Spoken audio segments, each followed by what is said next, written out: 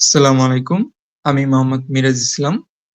কাজ করছি সোশ্যাল মিডিয়ার ডিজাইন নিয়ে।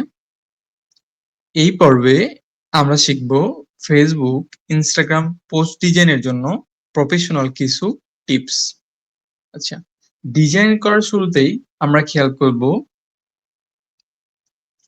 আমাদের ডিজাইনের সবচেয়ে গুরুত্বপূর্ণ বিষয়টা ফোকাস রাখা। ওকে, আমরা যদি এই ডিজাইনটা খেয়াল করি তাহলে প্রথমেই আমরা টাইপোগ্রাফির দিকে তাকাবো এবং আমাদের যে প্রোডাক্টটা আছে এটার দিকে তাকাবো, রাইট? ওকে, এরপরে আমরা যখন ডিজাইন করব তখন ডিজাইনটা ক্লিন অ্যান্ড মিনিমালিস্ট লাগবো। কিরকম? যে আমাদের ডিজাইনে দেখেন মানে ক্লিন, পরিষ্কার, স্বচ্ছ।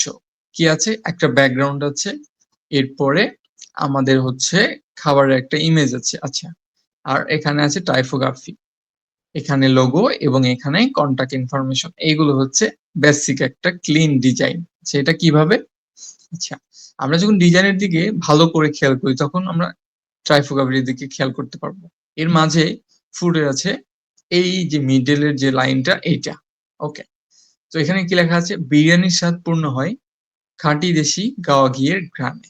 আচ্ছা, তাহলে এই ডিজাইনটা দ্বারা আমরা কি বুঝতে পারতেছি? আমাদেরকে কি মেসেজ দেওয়া হচ্ছে?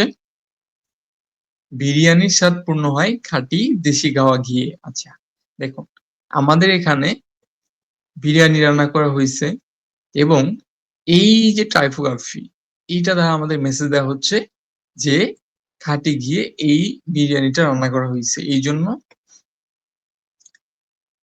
খেতে পরিপূর্ণ হবে, ভালো লাগবে, গান ভালো হবে। ঠিক আছে? ওকে, এরপর যে জিনিসটা সেটা হচ্ছে আমাদের কোম্পানি বা ব্র্যান্ডের লোগো এবং কালার। ওকে, আমাদের ব্র্যান্ডের লোগোটা আমরা দেখতে পারতেছি যে গ্রিন।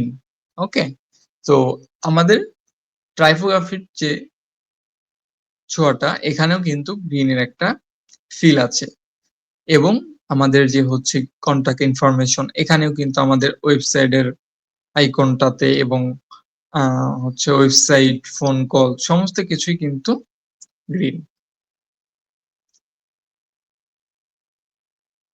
তো এভাবেই ফেসবুক, ইনস্টাগ্রামের পোস্টের জন্য ডিজাইন করতে হয় এবং প্রফেশনাল নিয়মগুলো মেনে চলতে হয়।